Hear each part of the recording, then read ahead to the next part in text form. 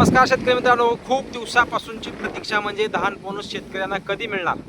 अखेर शेतकरी मित्रांनो, ज्या वाघानं आज धान बोनससाठी अधिवेशनामध्ये आवाज वाजवला, आवाज गाजवला, तो म्हणजे सुधीर मुनगंटीवार यांनी अखेर सरकारला धान बोनसबाबत सरकारला थारेवर धरलं आणि एक दिलासादायक अपडेट शेतकऱ्यांना आजच्या व्हिडिओच्या माध्यमातून आपण घेणार आहोत. कारण खूप दिवसापासून धान बोनसची प्रतीक्षा करत असलेले धान उत्पादक शेतकरी, असे एक शेतकरी खूप दिवसापासून धान बोनसची प्रतीक्षा करत आहेत. राज्यातील सरकारनं गेल्या पावसाळी उन्हाळी अधिवेशन असो, अर्थसंकल्पीय अधिवेशन असो, त्याच्यानंतर हिवाळी अधिवेशनाही आश्वासन देऊन शेतकऱ्यांना धान बोनस जाहीर होत नव्हता.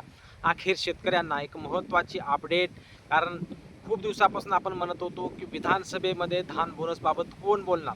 इतके आमदार आहेत, खासदार आहेत, परंतु कुठेच आवाज धान बोनसबाबत शेतकऱ्याच्या बाबतीत निघत नाही. अशी परिस्थिती असतानाच अखेर सुधीरजी मुनगंटीवार यांनी सरकारला धारेवर धरलं आणि धान बोनसबाबत तडाखेबाज भाषण आज विधानसभेमध्ये केलं. त्यामुळं धान बोनस धारकांची परिस्थिती काय आहे, जो शेतकरी कोणत्या कष्टातून धान उत्पादन करतोय, त्याला काय त्रास होतोय, अख्ख्या पावसामध्ये तो धानाची रोवणी करतो, सापांचं प्रमाण जास्त आहे, सापांचं प्रमाण जास्त असल्यामुळं पाण्यामध्ये त्यांना साप चावतो, त्रास होतो, तरीही अशा परिस्थितीमध्ये शेतकऱ्याच्या धानाला भाव मिळत नाही, चुकारी व्यवस्थित मिळत नाही. अशा प्रकारे अखेर सुधीर मुनगंटीवार यांनी सरकारला धारेवर धरलं.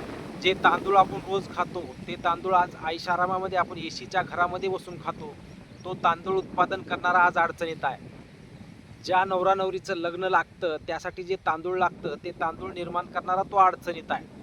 सर्व गोष्टी तो आपल्याला पुरवतो. एसीमध्ये बसून आपण रोज 10,000च्या वर पगार रोजच्या रोज मिळवतो. अशा पद्धतीनं अखेर राज्य सरकारवर ताशेरे सुधीर मुनगंटीवार यांनी वळलेले आहेत आणि त्यामुळं खूप दिवसापासूनची प्रतीक्षा होती धान बोनस कधी जाहीर होणार.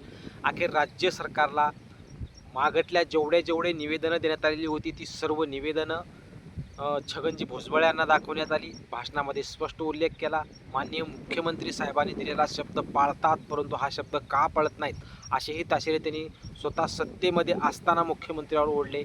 कारण शेतकऱ्याच्या बाबतीतच या अडचणी का आहेत, धान बोनसच्या बाबतीतच या अडचणी का आहेत, अशी मागणी त्यांच्याकडून करण्यात आली.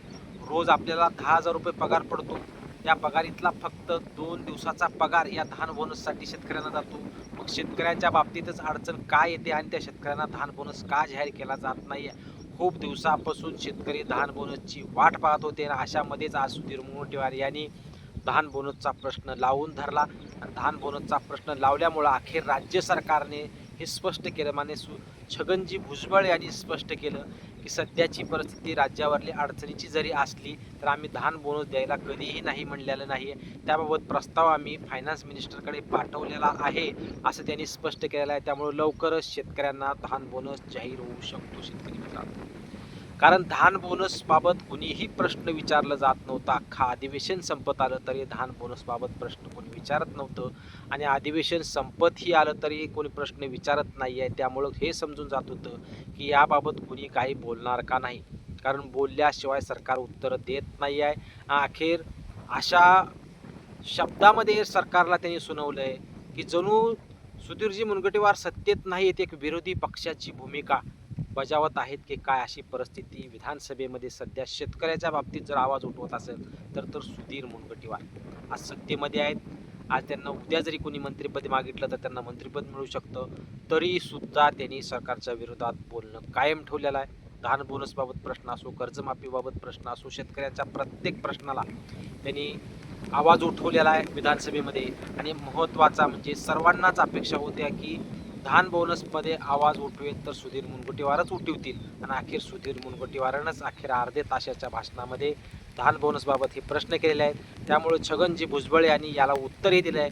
यासाठी आमचा प्रस्ताव दिलेला आहे फायनान्स मिनिस्टरकडं आणि यासाठी लवकरच मुख्यमंत्र्यासोबत बैठक घेऊन मार्ग काढण्यात येईल व त्या बैठकीसाठी सुधीर मुनगंटीवार यांनाही घेण्यात येईल असं त्यांनी छगन भुजबळ यांनी सांगितलेलं आहे. त्यामुळं लवकरच शेतकऱ्यांना धान बोनस जाहीर होऊ शकतो.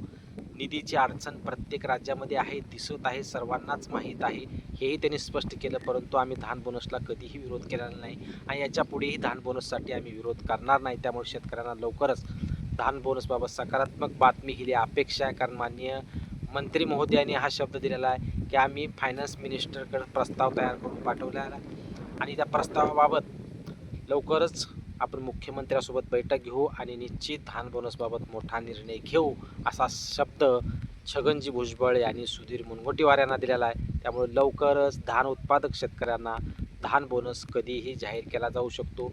खूप दिवसांची प्रतीक्षा धान बोनसची शेतकऱ्यांची संपणार आहे.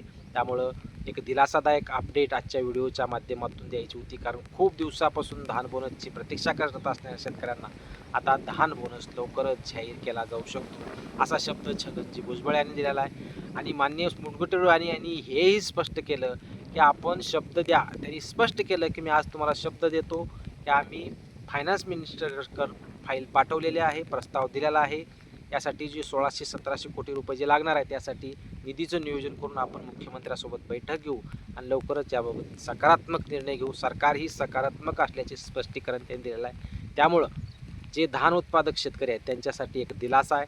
लवकरच हेक्टरी 20,000प्रमाणे धानाचा बोनस त्यांच्या शेतकऱ्यांच्या खात्यामध्ये पडायला सुरुवात होऊ शकते. लवकरच याबाबत बैठक होईल. बैठक होताच राज्य सरकारकडून लवकरच एक दिलासादायक अपडेट येईल. या अपडेटवर आपलं कायम लक्ष राहील. तुम्ही जर चॅनलवर नवीन असाल तर चॅनलला सबस्क्राईब करून ठेवा, जेणेकरून धान बोनसबाबत कुठलीही अपडेट असेल आपल्या चॅनलवर लागलीची. धन्यवाद मित्रांनो.